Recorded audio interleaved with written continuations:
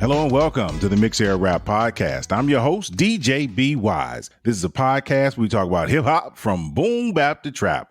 We're a group of hip hop enthusiasts from multiple eras trying to bridge the gap in hip hop. My co-hosts are Kev and DJ Reaper. All right, party people, we back in the building and we're going in with a stream or no stream of our man Young Boy Never Broke Again, or NBA Young Boy, and his new project, The Last Slimeto. And then we got another treat for you, and we're going to be doing Talking Hip Hop, the 25th anniversary Life or Death by our man Notorious B.I.G. So we're going to jump into it after we do our social media plugs, and let's get it. You can follow us on Instagram at Mix Era Rap Pod. Again, that's Mix Era Rap Pod. And you can follow us on Twitter at Mix Era Rap. All right, Reaper, tell them where they can find you on social media. As always, Bossman Reapers across all platforms, Instagram, Twitter, Mixcloud for DJ Mixes, and WeChat if you're on that Asia thing, at the 313 Kid, THE 313 KID. Yeah, man, that's what's up. We're going to jump into it with the first song that we thought was notable from the project, and that was Kamikaze.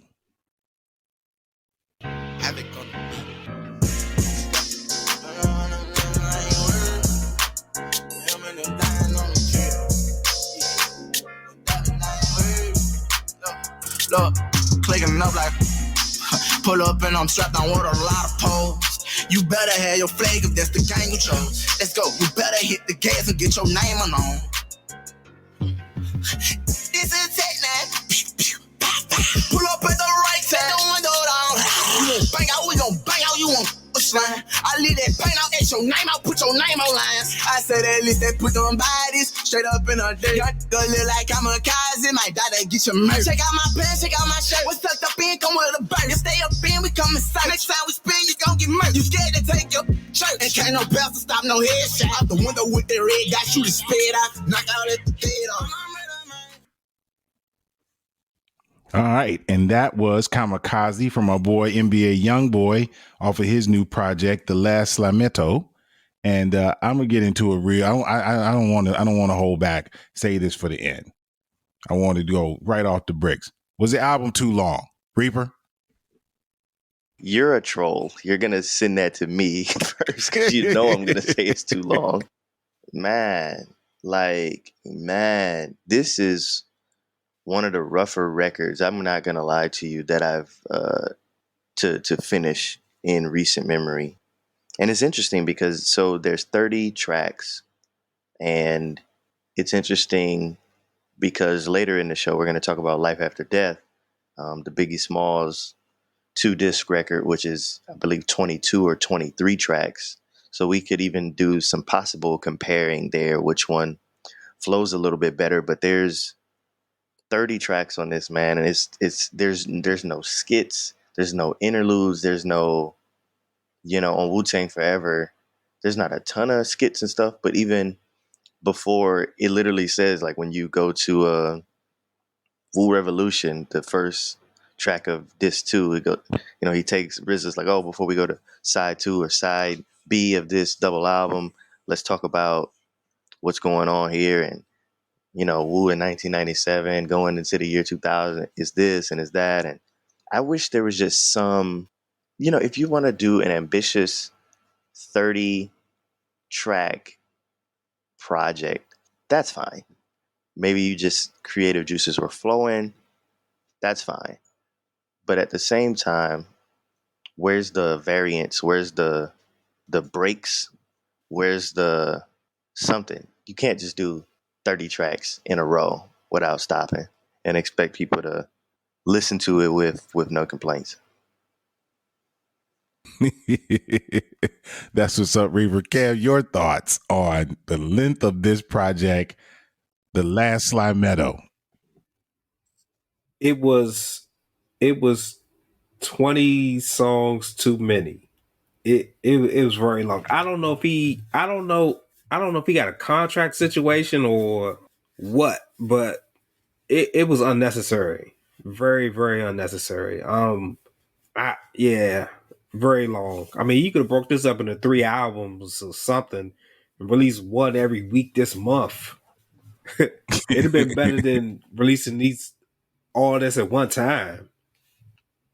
You know what it is? It's a combination of like Kev was just saying, the issues with the label. So you want to hurry up and get from under them, but also house arrest. So nothing but time on your hands. But again, even if you do have 30 new ones, doesn't mean you have to release all 30 or release all 30 at once. Like, I mean, but Youngboy is not even like someone who shoots a lot of videos or does a lot of promo for his albums. So what was he in a rush for? Unless he's trying to get off his label, there's really no rush. well, it's got to be that. It's got to be the label thing. Because if you put out Right 2 discs, it counts as 2 releases in a lot of cases. So that's what I'm guessing. But at the same time, I don't, like you said, you could just release it back to back weeks, or, you know, wait a week and surprise, we've got more, or something like that. I don't know, man. 30 at once. And again, 30 at once isn't necessarily the issue, it's just with no variance. It's like, because, you know, Life After Death is 22 or 23, but there's not 22 or 23 songs. There might be 18 songs or something like that, 19 songs, but 30 flat out songs. And again, none of them are, you know, 1 minute or 1:15 or something. They're all 2.5, 3 or more. And it's just a lot of songs to get through. And you know what? The other thing too is, if this was a sound that you really enjoyed, maybe it wouldn't be such an issue. Because I'm sure we could talk about that as far as like quality of maybe not quality of each song, but overall quality. If this was a sound that you enjoyed, or if you were a huge fan, or if you were into the production, or et cetera, maybe you enjoyed that it's 30 songs because it's 30 new songs that you could put into rotation, or what have you. But if this is something that you don't enjoy necessarily, production wise or flow wise, or et cetera, like you said, it's 20, maybe even 25 songs too many. Yeah, I feel you on that. For me, again, I'm with all the my co-host, and just say it's just too damn long, man. You know, after his last project, I was really starting to try to get where he was coming from, and try to enjoy his art. But halfway through this, man, I just was like, I was like, man, I got to listen to the rest of this, and then try to do it one more time. So yeah, this was a tough week for me as far as listening to music. Again, I think the young man is talented. It just don't, you know, this was too much. So with that, we're going to move on to the next song that we thought was notable from the project, and that is Slow Down. Eagles beat to the street, flowers bought to put on the grave. I'm wishing when it's time that my grandbaby do the same. Look in your eyes, mama, you full of pain. I'm so sorry that I never changed. Baby mama, I'm tripping. Oh, so now can you forgive me? Smoke in my lungs when I'm wishing I need the book that's been written. I'm on a quest that left a money trail. Ooh, I ain't go to heaven cause I live in hell. Peter Pan, dope, tan, dope, man, no love, throw it ain't blowing. Cause saying I have an AC at a J. Looking at you, gon' get your bust, you buck, bro, shot a J. That's a new double up truck and that's a stolo for those J. I done wanted that one time. Different groups with different kind of colors on. And they all got guns, I've been waving, but nobody slow down. Yeah, man, that was what's up. And that was Slow Down off of our man NBA Youngboy's new project, The Last Slimeto. And let's get into it with the features on this project. NBA Youngboy doesn't normally have a bunch of features on his projects, but he did have quite a few. And I guess that's, again, based on the length of the project. So for me, I'm going to jump in first, give my 2 cents, and just say that overall, I thought that I actually enjoyed the songs that did have the features. Kalani, her song was very enjoyable. Rod Wave's feature was very enjoyable. I'm still on the fence with Quavo's, but again, it was enjoyable. It was enjoyable. So, I'll leave that next to Reaper. Reaper, your thoughts on the features on the project? They're all whatever, honestly. I can't lie and make it sound flowery for something that I don't believe. So they're all whatever. Pass. We thank you for that input, Reaper. Now let's let Kev anchor this one. Kev, your thoughts on the features of this project? What is it? 3 altogether? I mean, they don't feel wasted. So I guess they were somewhat useful. Yeah, I mean, they weren't bad, but they weren't great. So yeah, that's just all I have. It's just nothing memorable. I don't even think, does he even have a lead single from this album? I don't even know. I think that the top sound is going to be the lead single. I've heard it a few times. Yeah, no features on that one. Right, and that's not a feature. So yeah, so I mean, it's good that he has those connections and he can use them when he need to. But I don't know. I mean, if you're not using it for a video or a lead single, some of that, I don't know, just feels unnecessary. But they weren't bad songs. All right, that's what's up. Appreciate that. And since we all had a consensus and we're short on that one, I will come back with the second question for this section of our Stream or No Stream. And I would say, the overall production on the project to me has always been consistent for him. Was there anything that was a bright spot as far as where he's going in his production world? Because it was not all trap beats. Now, we don't have to give away secrets of what we're going to play next, but we can just say that, hey, there was some growth in his production. All right, let's let Kev start this one out. Kev, your thoughts on the production of NBA YoungBoy's new project? Sorry, I don't mean to cut you off, but you're using this word growth very loosely. and and you're using the word consistency when you should be saying sameness. So I think you're asking a loaded question, but Kev, I'll let you have the floor. Go ahead. I I can't disagree. And I think this is where the 30 songs hurt him, because I think if he'd have made it, 10, it wouldn't have felt like it was a lot of the sameness. And it was funny because when you read it on Apple Music, and it's just funny how this description is. It says at 30 songs, the album is true to YoungBoy's reputation. And then it was like, it says, weaving in between two of his vocal styles. And I'm like, wow, he has 2 vocal styles. What are they? Because I can never tell the difference with him.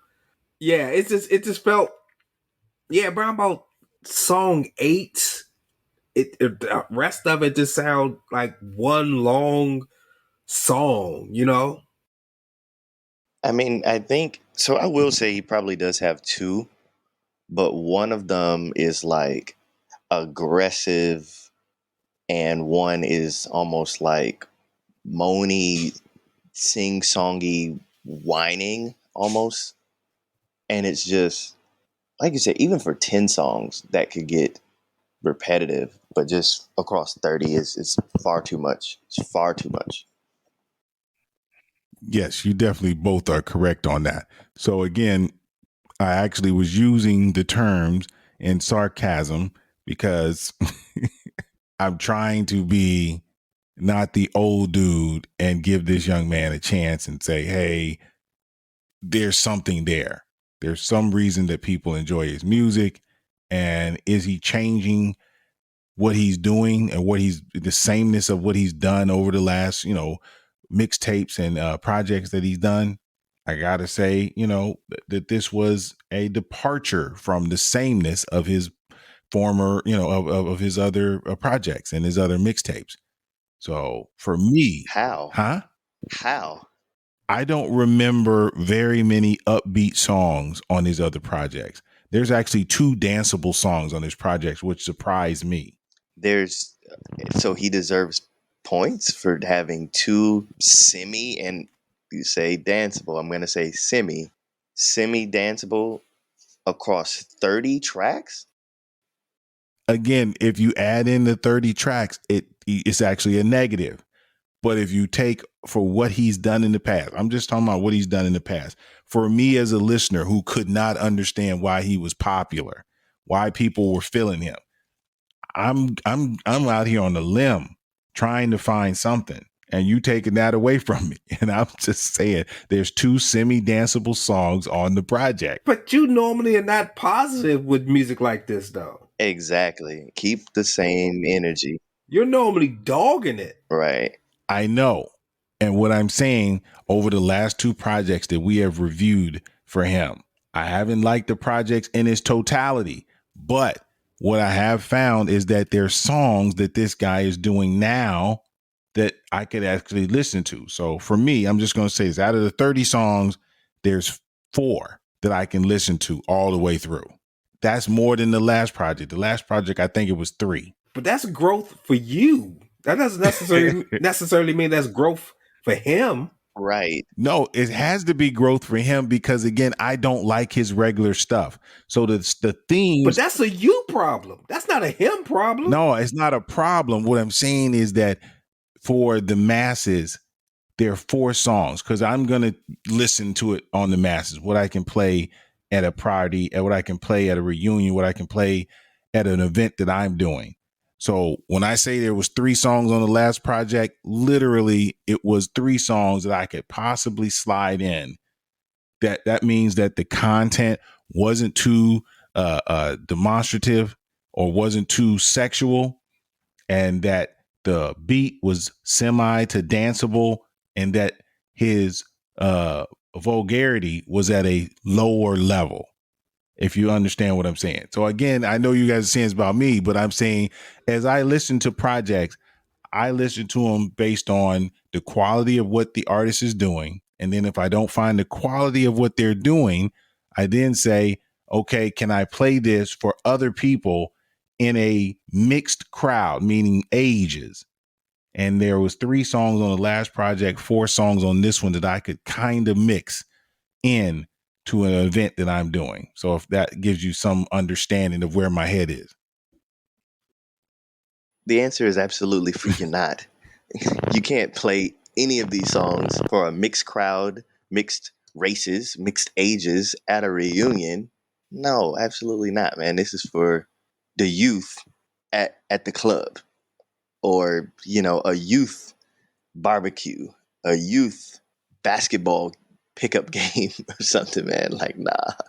This is, and again, free people your age, no offense, can listen to it, but this is not for y'all. Like, when we get into the nuts of and bolts of the album, it's we've already acknowledged, okay, it's too many songs. Cool. But like I said, I think the bigger strike or negative thing against it is it's too many songs that sound alike. And I'll say shame on him, shame on the Migos. Yeah, they still catching straight shots for Culture 3. Like, if you're going to put out 30 songs, fine. If you're going to put out 15 songs, fine. But do you want 15 songs that sound the same, the exact same? Even if you were the hottest dude on earth, even if you were, in a band, or even if it was a jazz record, would you want 15 songs that sound exactly to virtually the same? I don't think so. Unless it was a concept record or something, and you was trying to go for a specific vibe or something. But man, I just wish there was some variance in something, in speed, BPM, in vibe. Like you said, I guess the delivery goes from aggressive to whiny. But again, like, I feel like this is one of those records where older people would be like, mumble rap, blah, blah, blah, mumble rap, blah, blah, blah. And me as a younger person, as a DJ, as someone that's trying to not get the older generations to just, oh, y'all young people don't know nothing about nothing. this would be one of those records that I have a really hard time defending when people say blah, blah, blah, mumble rap, blah, blah, blah, mumble rap, because there's some stretches on this record where he's literally, I don't even know if you could call it crooning. It's something beyond that. The auto tune and it's whining. He's just like standing in the booth whining for minutes on end over some of these songs, and it's hard to defend this record, man. It's hard to defend it, even though, like Kev said, if this was split up into 2 releases or 3 releases, maybe there would be some shiners, but it's hard to find shiners across 30 songs that sound virtually the same. Totally agree with you. And with that, we're going to move on to the last song that we thought was notable from the project, and that is My Go-To, featuring Kalani. Here we go. You know you my go-to. You know you my, yeah. You know you my go-to. You know you my, oh. I could see why another man threatened by me. Take your woman, put her on her just in overseas. I ain't finished it. I got a big chick. Could buy a big yacht. Button on a big chick. Leverage your body, it right. I get behind it, your pop. It's gonna go down in the car. You throw that bag in your cup. I roll a 5 and cigar. I'm gonna get down in your heart. Dress up the way that she like. Yeah, man. And that was My Go-To featuring Kalani. And man, I just, it's that time again, people. Overall thoughts and stream or no stream of our man NBA Youngboy's project, The Last Slimeto. I'm going to jump onto it first, and I'm going to say, for me, my overall thoughts is that there were more songs on this project that I could listen to from him than any other project he's ever done. I give him that much credit. But that means that there were 16 other songs on this project that were terrible to me. So with that, you all know, no stream for me. Reaper? The issue is, so, and I believe you wanted to say 26 other songs that are no Thank you. No stream for you, which is an F if we're keeping it real.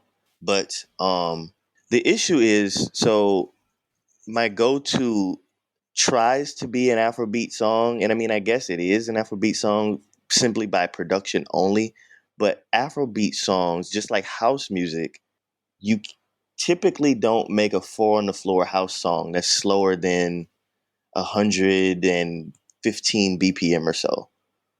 Disclosure and Sam Smith, that track might be 97, and I would have to listen to it. I don't know if it's exactly 4 on the floor, but if it is, it's a slower one on purpose. And maybe that's why that song stood out, because, again, house topic is a different thing. But Afrobeats songs typically lie in the 100, 105, 110 plus range. There's not people usually making down-tempo Afrobeat songs because it's not what the genre aims to do. And again, maybe he's trying to reinvent Afrobeats, maybe, but I think I'm giving him too much credit even on that. It's like he figured out how to make a slow down tempo Afrobeat song, and it's just like, yo. And Wagwan is another Afrobeats attempt. So there's 2 out of the 30, but my overall feelings on the record, the issue, and again, guys, feel free to comment on this part, but the issue with Black youth in the United States when it comes to hip hop music is they always seem like they want something that's more street, more gutter. And from the pantheon of hip hop, from the beginning until now, at the beginning, Sugar Hill Gang, Curtis Blow, blah blah blah. It was shiny. It was shiny for a while, but then you get into NWA with the reality raps. Okay, we wanted more street, more gutter. You get the West Coast, Ice-T, Dr. Dre, Ice Cube is solo, and then Illmatic comes out, Ready to Die comes out, and then that's fine. But then Biggie, as we're going to see soon, we talk about life after death, gets a bit shinier, more money for production, bigger budget videos. But then Grimy becomes Mobb Deep, becomes Raekwon. And then we move on. Mobb Deep, ultimately gets a bit shinier. Still gutter, but ultimately gets a bit shinier. Then there's Capone and Noriega. Then you talk about maybe Fat Joe and Big Pun. But again, Big Pun becomes still not a player. It's too shiny. Then you move on. We get to the South with Nelly and Ludacris. It's sort of got some streetness to it. But again, Nelly was very radio friendly. So it's like ultimately always seeking harder, streeter. Then we get to Young Jeezy with the Motivation 101. And then Gucci is right after that. But then the second Jeezy album has Timberland on it. It gets shinier. Then who comes after that? We get Future. We get, I could go on and so forth. But it's just like somebody comes out and is, loved, overwhelmingly loved because their record is more street than anything that's out. You're talking about being on the block. You're talking about keeping it real, being with the homies, blah, blah, blah. Oh, got to throw T.I. in there. But again, T.I., same thing. And people, the youth, ultimately moves forward to something else like, nah, that first Jeezy record was tight, but the second one doesn't sound like the first one. Oh, even before that, Illmatic sounds good, but it was written almost sounds like the opposite of Illmatic from production-wise, from what he's talking about, and everything is crazy. And I think, to bring it back to NBA Youngboy, I think that's why NBA Youngboy has as many fans as he does and can keep those fans because his refusal to go mainstream or to get shinier, to just keep it street. And he does wine and stuff a little bit, but to keep it street over everything is the point that I'm trying to make. And I'm going to say no stream because I don't want to hear that personally. But like I said, and like we've said on this show a ton of times, NBA Youngboy has a legion of fans, and that is probably the sound they're looking for. Unfortunately, this is not the sound I'm looking for, especially across 30 tracks. So I'm going to pass and say no stream. Kev. Yeah, I think I'm gonna make it unanimous. No stream for me also. The biggest reason is the length. I could take it. I probably could accept it more in the shorter, in the shorter package, but yeah, just 30 is just was way too much in it, and it just got dull and boring.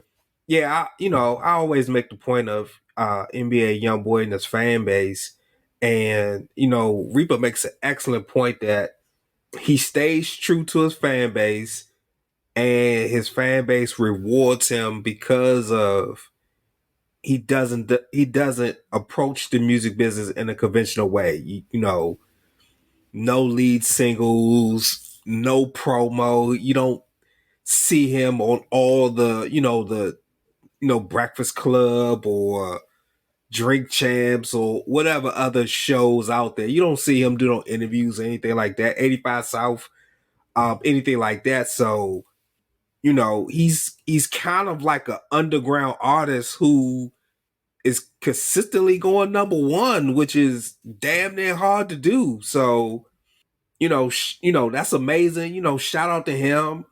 I'll give him all the credit in the world for that. You put out not great music, but your fans, always support you and they do a great job at that. So, but it's a no stream for me, but I'll be curious to see what his album ends up at though. That's the only really thing I'm really looking for is like where is it going to chart at on the Billboard? Yeah, I totally feel both of you guys on that. So I know you guys are going to get mad at me when I do this, but I'm going to do two reactions, one for the fans and then one for our stream or no stream. The first one here is for the fans that you got a project from the guy you love. It's just not his best stuff. And then here is our reaction for this project, NBA Youngboys project, The Last Slimeto. And here we go. All right. And with that, we're going to move on to our next. And that was our stream or no stream of NBA Youngboys project, The Last Slimeto. All right. So now we're moving on to talking hip hop. And we're talking about the 21st anniversary of Life After Death by our boy Notorious B.I.G. We're going to let Reaper run us through this. So Reaper, take it away. Everybody knows Biggie Smalls, the Notorious B.I.G. Life After Death, his second album, came out in 1997, and this year celebrates the 25th anniversary of that album release. It came out in March of 97. And this year, for the 25th anniversary, they've re-released it. I believe the re-release was in June, and it's called a remaster, but it's not entirely a remaster because it was remastered once in 2005. Some of the songs were remastered again in 2014. So this is mostly a re-release, and it has some additional songs, outtakes, that kind of thing. The album version of Going Back to Cali has an interlude at the beginning. So this release has the club mix that just starts without the interlude and everything. So basically right now we're just going to discuss Biggie Smalls' overall impact on hip hop, the overall impact of this album, and 25 years later, and as we move into 30, 50, where will this land, I guess you could say, in the pantheon of hip hop history? So, Kev, what you think? Because I'm guessing, or I'm hoping that you listen to the album again. So let's start with, we just finished up NBA Youngboy with 30 songs. Life After Death is roughly 22, 23, 24 songs. Compare the length of that NBA Youngboy and the length of this, and how this one plays versus that one. That is an interesting question because I did, I listened to it again, even though I was still kind of familiar with it. The last time when we did the double album story a few months back, and it was a different feel. Just like we were saying with the Young Boy, when you get about 7-8 songs in, everything else after felt similar, felt the same. But with this, it felt like it was always something different.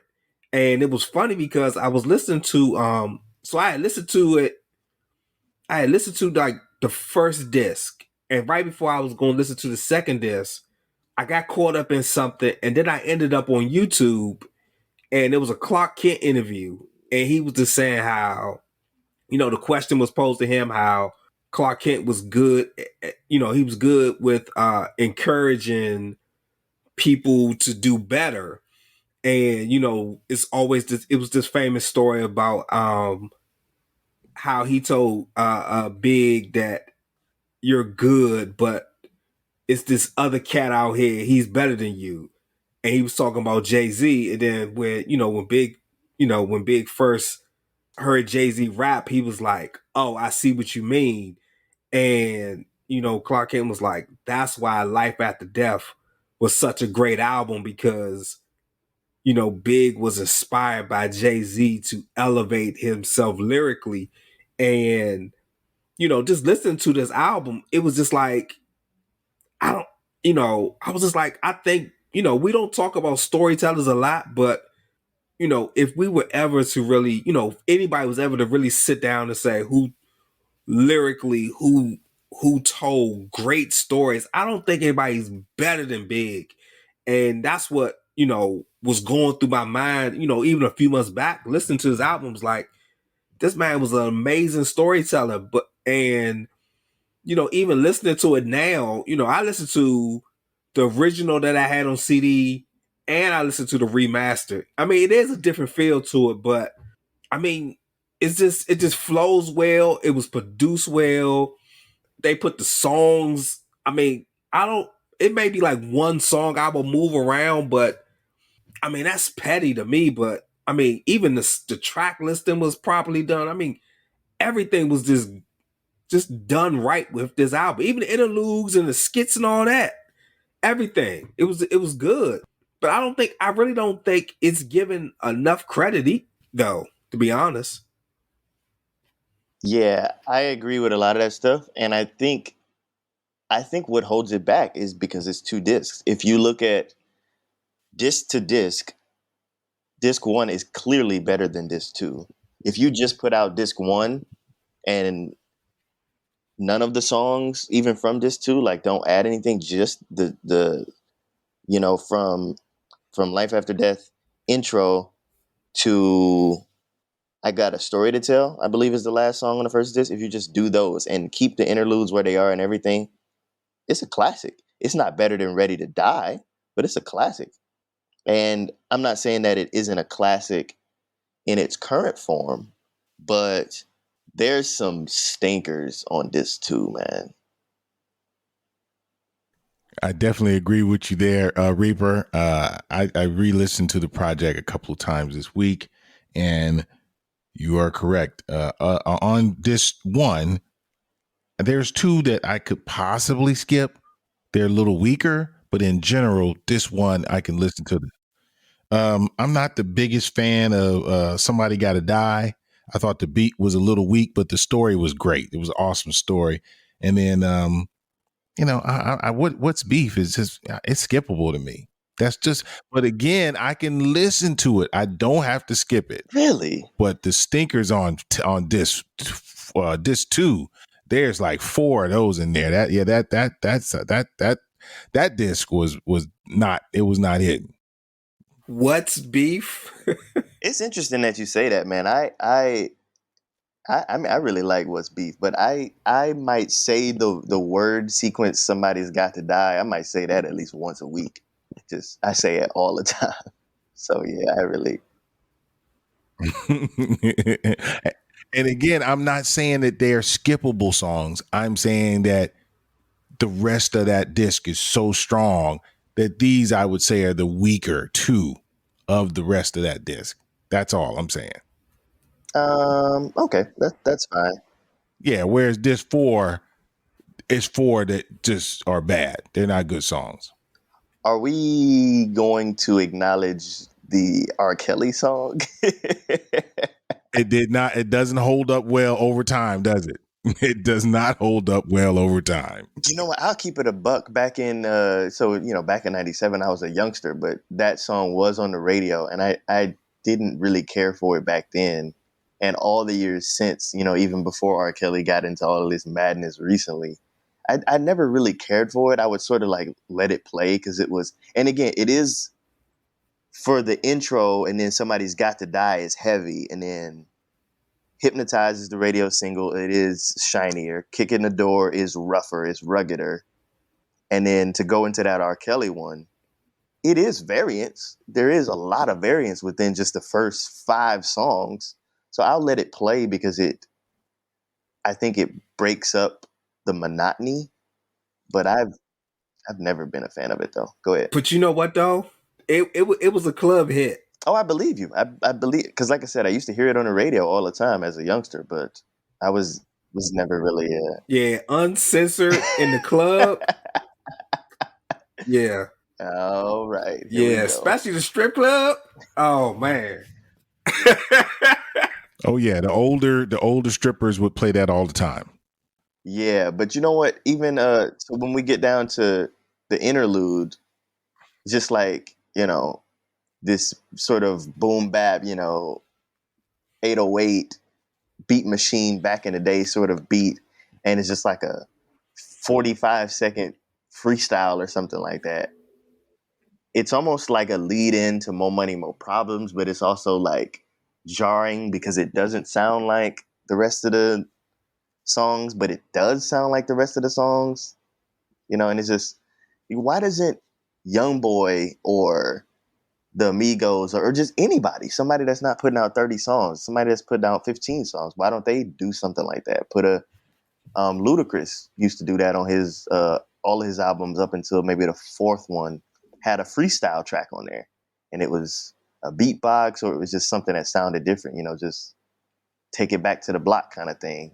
I mean, but who really freestyles today? I mean, I'm not saying it has to be a freestyle, but it's just to break up the monotony. I remember I was listening to Drake. It's not If You're Reading, it's More Life, because that's when he was doing the UK vibes and stuff on there.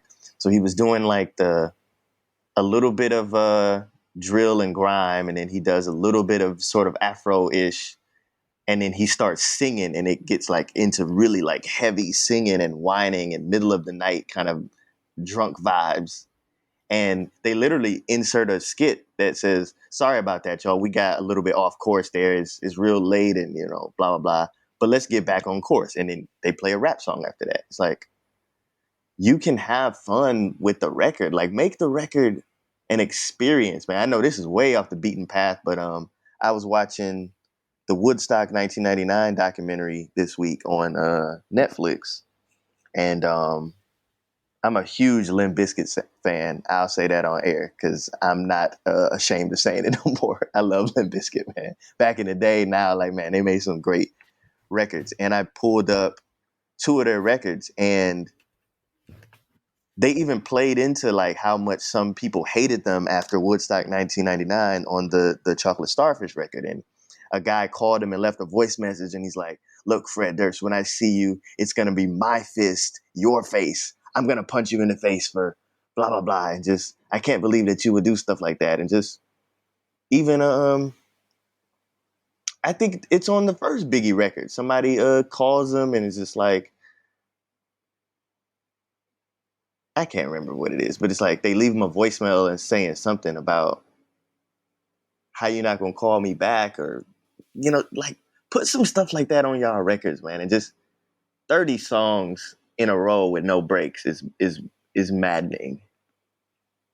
This got an intro, it's got an outro, it's got an interlude, it's got speed changes, like, anyway.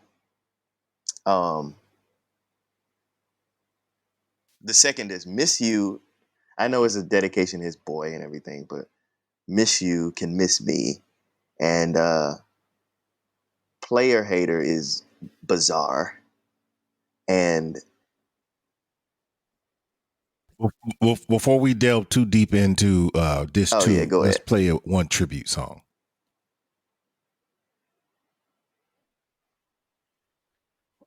All right, so here we go with one of our tribute song, and it is the 10 Crack Commandments. 3, 4, 5, 6, 7, 8, 9. It's the 10 Crack Commandments. Wow. Man can't tell me nothing about this coke. Can't tell me nothing about this crack, this weed, and my hustling niggas. Niggas on the corner, I ain't forget you niggas. My triple B niggas. 1, 2, 3, 4, 5, 6, 7, 8, 9. I've been in this game for years. It made me an animal. It's rules to this shit. I wrote me a manual, a step-by-step booklet for you to get your game on track. Not your wig pushed back. Rule number uno. Never let no one know how much dough you hold. Cause you know that try to breed jealousy, especially if that man fucked up. Get your ass stuck up. Number 2, never let them know your next move. Don't you know bad boys move in silence and violence? Take it from your highness. I done squeeze mad clips at these cats for they bricks and chips. Number 3, never trust nobody. Your mom set that ass up properly gassed up. Hoodie the masked up. Yeah, man, 10 Crack Commandments right there. Now we're going to let Reaver take us into this too. Go ahead, Reaver. I've been in this game for years. It made me an animal. Man, what a hard bar. Anyway, no, I want to. So there's some bizarre songs on this too. Like I said, Miss You is for his boy, a fallen loved one. Okay, fine. It's a tribute track. It doesn't have to be super hard. I wish it had a different beat. followed by Another with Little Kim. That song is bizarre. It does not match the record at all. The vibe, and again, maybe you wanted to do an upbeat record. Like, I would have to ask y'all about that. Like, were people trying to do upbeat songs in the late 90s as experiments? Because, there was a point where people were doing reggae songs or LL Cool J did the song for the ladies, So there's been different waves of, even on the first NWA record, on Straight Outta Compton, there's a song that, I don't want to call it disco, but it borderlines like, disco almost toward the end of the record. That's really fast like that. So maybe this was just another phase, but Another is a bizarre song. And Player Hater, it sounds like a comedy song to me, the way he's like stretching the words. Player, hater, hater. It sounds like comedy to me, but yeah, y'all can take it. Let me say this. It's Puffy's fault. Puffy has these moments where he falls in love with certain samples and he wants it on those albums. You can listen to interviews from different bad boy artists or producers that say, Puffy's great at this, but sometimes Puffy would have these misses that don't make sense. And Another and like Nasty Boy, 2 songs that don't make sense, but both of those are Puffy touches. So blame Puffy. It was just, I don't know what was going on at that moment. But for me, those are the only 2 songs I don't like on the disc, really. I mean, I'll let them play, but I could skip them. But I think, for me, I think the whole, disc 1 and disc 2 just flows together for me. I don't touch it. I started at 1 and then I let it play to the end. Don't touch nothing. I mean, I will, because I've just heard it so many times, but honestly, if I'm keeping it a buck, Notorious Thugs, Going Back to Cali, 10 Crack Commandments, and You're Nobody Till Somebody Kills You. You could delete the rest of that stuff, though. Player Hater is funny to me. The World Is Filled. I like it, man. And maybe it might be because Too Short is on there. Too Short is an interesting feature to have on people's albums, because like a few weeks ago, I had this, I don't know, for some reason, Too Short and Jay-Z features kept popping up. And I was just like, I think Too Short brings the best out of Jay-Z. And it was like 2 or 3 songs they did together. But Too Short makes this song good. My Downfall, I like that song, man. Yeah, you know what? That did sound, because, man, I haven't heard that, because that's like second or third to last. That did stand out as something that sounded fresh to me, because I hadn't heard all the way through in such a while. It's like, wow, this one does sound, because again, I've heard Hypnotized 6 million times. I've heard, right, a lot of these other songs, especially at the front half, so many times. So yeah, I did enjoy that. But again, My Downfall, Long Kiss Goodnight, You're Nobody Till Somebody Kills You, these are good songs, but they just suffer because they're at the end of 23 tracks or so. And yeah. So here, we're gonna play another song and then talk about something else. Play that other track, Be Wise. All right, and here we go with another tribute song from our man Notorious B.I.G. from the 25th anniversary album Life After Death, and it's Going Back to Cali.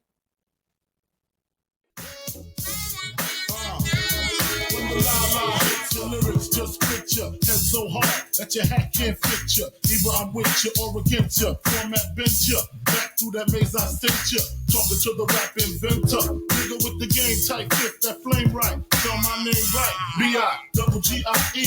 Iced out, lights out. Me and Caesar Leon. Getting head for some chick he know. See, it's all about the cheddar. Nobody do it better. Going back to Cali, strictly for the weather, women, and the weed. Sticky green, no seeds, bitch, please. Papa ain't sore, dead up in the hood. Ain't no love lost. Got me mixed up, you drunk them licks up. Mad cause I got my dick sucked. And my balls lit, all fit, the game is mine. I'ma spell my name one more time, check it. It's the N-O-T-O-R-I-O-U-S. You just lay down slow. Recognize the real dawn when you see one. Sipping on booze in the house of blues. Man, that's what I'm talking about. Going back to Cali from the 25th anniversary album of Life After Death by our man Biggie. Biggie. All right. I just want to jump in and give my little 2 cents on that second disc as well. Again, Player Hater, just again, a comedy skit. I would say the world is filled, if they would have excluded Puffy's or Diddy, whatever you want to call him, his verse, definitely it would have been a worthwhile track, but that made it a throwaway track for me. I actually thought that Too Short killed that track, being that Biggie used some of the lines from other songs on that track. And then lastly, when you hear Kev say this a lot. It was a wasted feature. My Downfall has a wasted DMC feature. To not have DMC, the legend, drop bless the track with a verse, that's just, it hurts my heart. And with that, I'll pass it back to Reaper. Reaper, take us in. So just the overall question is, because we know Ready to Die is arguably the greatest hip hop record of all time, arguably. Where does Life After Death fall in the pantheon, and what is its lasting legacy 25 years later? Because again, 20, maybe 15, you've got some people that were, alive when it came out. Maybe they were too young to hear it, what have you. You talk 25 years later, this is birth to, adulthood. There are plenty of youths that were not even alive when this record came out. So 25 years later, let's do what is the lasting impact, and if you were going to pitch this to a young person that's never listened to this record, what would you say about it? Gosh, that's good. That's great. You're welcome. Well, I'll say this unfairly. I think that it will always be compared or held up to All Eyes on Me, because they're like a year apart, I believe. Yeah. And it was like, what happened for both artists as these albums were coming out. So it's always, I think I think people back then, kind of compared those two, which was unfair because they were two totally different albums. Because of this show, I've listened to it more as a whole, instead of pulling certain songs out. Like, I totally disagree with Be Wise.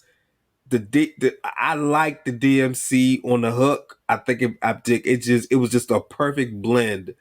But overall, I play it front to back even to today, and for me, it's something I can do and I can still enjoy. But I do think overall, a younger audience won't listen to the whole thing, because it's hard sometimes to determine the ear of certain younger fans.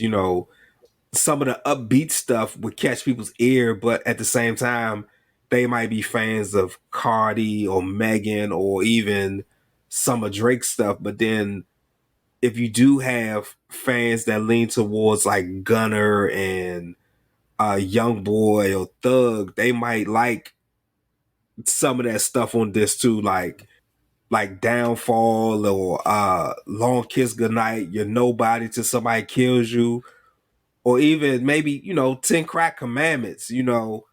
It's hard, but I do think that there are songs that can transition in with today's fan.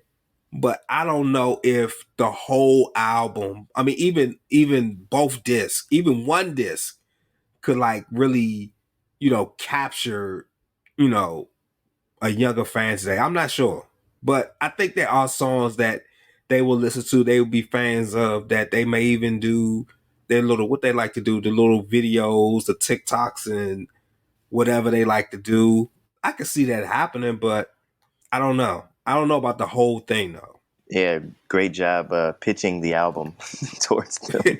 I mean, but it's like, like you were saying, there are different rhythms and different flows, and how you were saying, like, how, it starts off with a down song where somebody's got to die, but then it comes in with Hypnotize and then Kicking the Door. I mean, then it kind of slows back down again, and it comes back up, and it's like, this is not, this is something that they're not really used to. You know what I mean? Yeah. What say you, Be Wise? If you want to hear 12 of the best placed, 16 of the best placed songs from 97 to current times, this is the album for you. The project has been put together in such a way that it gives you street, club, radio, picnic, riding in your car. It gives you a little bit of everything. It is the project that would have catapulted Biggie, Notorious B.I.G., into the stratosphere, which he's already in. But he would have crushed. Jay-Z wouldn't be in the conversation. Lil Wayne wouldn't be in the conversation if he would have survived in this song, and he would have toured off of this song, stayed healthy, and been able to follow up this project.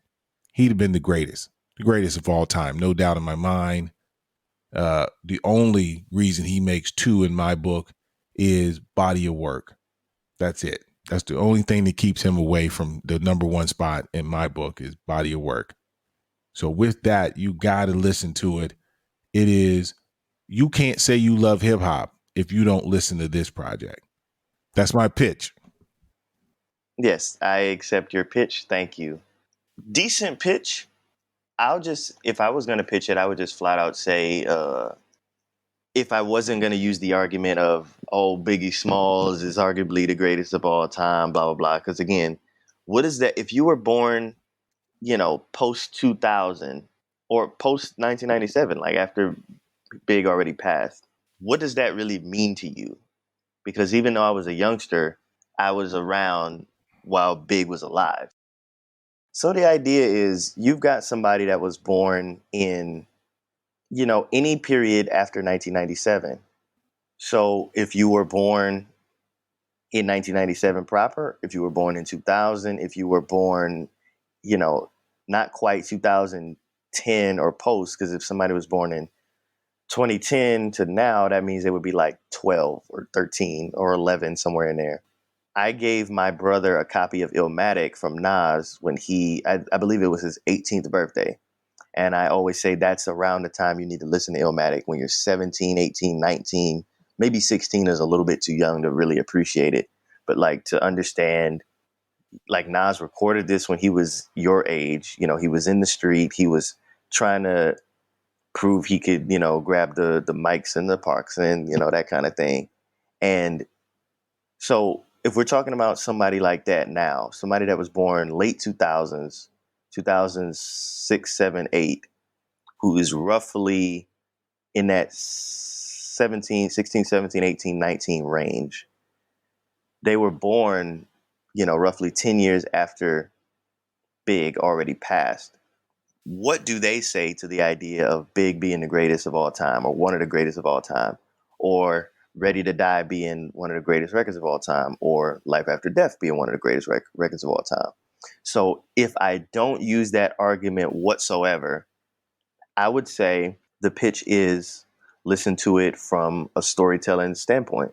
Just like, which one of y'all said it, Be Wise or Kev, I can't remember, but it opens with the intro, the darkness of Somebody's Got to Die, the shininess, the radio single of Hypnotize, followed by Kick in the Door.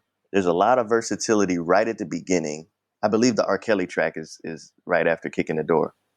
So you got an R&B track, a club track in Hypnotize, a radio track that'll just live forever. You've got a gutter sort of kicking the door, waving the 4-4. You got Primo on the beat. You've got somebody's got to die with the darkness and the theme of the album, Life After Death, all within the first 5 songs. That describes the whole album right there. And there's some complex lyricism on the record, but I think the thing that you stay for is the storytelling aspect, 1, and maybe the song quality, 2. And that lets the album speak for itself. Even if Biggie wasn't considered greatest of all time, even if this wasn't double disc, even if this, that's what is compelling or what you should pitch to get anybody to listen to it, regardless of age. Great pitch. Great pitch. Yeah, I think both of you guys are right. I don't know. I think for me, it's just, we did the Joy Badass and album, and we did Corday, some time ago. And, those are 2 younger artists who don't go the mainstream route. They're names in the industry, so there is an audience for it. But I guess my outlook is there a fan base that would embrace the mainstream songs like Hypnotize and the dark stuff like Somebody's Got to Die and the lyrical storytelling stuff all in one album? Or do they just look for, their artists to give them all one thing for the whole album, Yeah. I honestly though, if there was gonna be a pitch, I would pitch Ready to Die over Life After Death, like without even thinking. But since we're talking about 25 years, the 25th anniversary and everything, that's the pitch for this record. So I don't believe we're gonna play any other songs, so I'll wrap it up there. But I do want to tell everybody out there in Radio Land that this is a part of a larger project. So 1997, all of the records from 1997 are turning 2025, and there's some important records in 1997. There's some records that are undervalued, not acknowledged as much as they should be. So what we're going to do next week or in the coming weeks, we're going to do a retrospective, a 25 years later, talking about the singles, the club records, what was going on in 1997 to, give some backstory and just talk about the hip hop releases of 1997. Where do they fit in the pantheon of hip hop greatness? What was great at the time but hasn't held up? What needs to be acknowledged more? What was a undervalued thing then but has shined through all these years later? Yeah, we're going to touch on 1997 turning 25 from a lot of different aspects. Life After Death was just a lead in to that, if you will. And with that being said, this has been another episode of the Mix Era Rap Podcast. As always, be wise, Kev, Bossman Reaper. You can find me on social media, Instagram, Twitter, Mixcloud for DJ mixes, or WeChat. You can send me a message directly if you'd like to at the 313 Kid. That's THE 313 KID. Man, I got booked to play a wedding last night, like in the middle of the night, randomly. Somebody hit me up that I haven't talked to in probably, at this point, probably 5 or 6 years. Hit me up as a middleman through somebody else. And they're like, all of this conversation is in Chinese, but they're like, oh, is that one dude? And I was described on the text message verbatim as that slim, short, black dude. Like, classic. It was like, is that slim? Is that slim, short, black dude that used to play at so and so club? Is he still around the city? And the guy who hit me up, the middleman, is just like, yeah, I'm pretty sure. Let me hit him up. And then the other guy's like, oh, he used to play at that other club too. Like, yeah, the sets he used to play there. Yeah. Is he still around? So dude hits me up and he's just like, yo, you still in the city? I'm like, yeah, what's up? Blah, blah, blah. Some guy that I've never met is getting married in like 3 or 4 weeks time. And for some reason, they haven't had the music sorted yet. And they're going to do an after party for their wedding. Not a reception, but like a proper after party. It doesn't start until like nighttime. And it's on a Sunday, which is bizarre too. But Chinese people don't really do receptions the same way they do elsewhere, where there's like a wedding in a church or whatever, and then there's like a reception with dinner and food, and then maybe they go out later or something like that, or do like a home party or something. They don't really do that. They do it all in one. Yeah, so we'll see how this goes, but the after party is like a proper after party. It's like 5 hours. It's the longest set I've done in a little while, and they want me to play everything from throwback Usher to the latest Drake. So we'll see, but I'm getting broke off for this random deal, and happy about that. But had to throw that tidbit into my outro before we get out of here. Kev, tell them feel free to comment, but tell them the social media plugs for the Mix Era Rap Podcast. That was a great story to end the show. You can catch us on Instagram at Mix Era Rap Pod. That is Mix Era Rap POD. And you can follow us on Twitter at Mix Era Rap. Be wise. It's on you. All right. Well, that's what's up, man. I really appreciate you giving us that little story. It was super fun.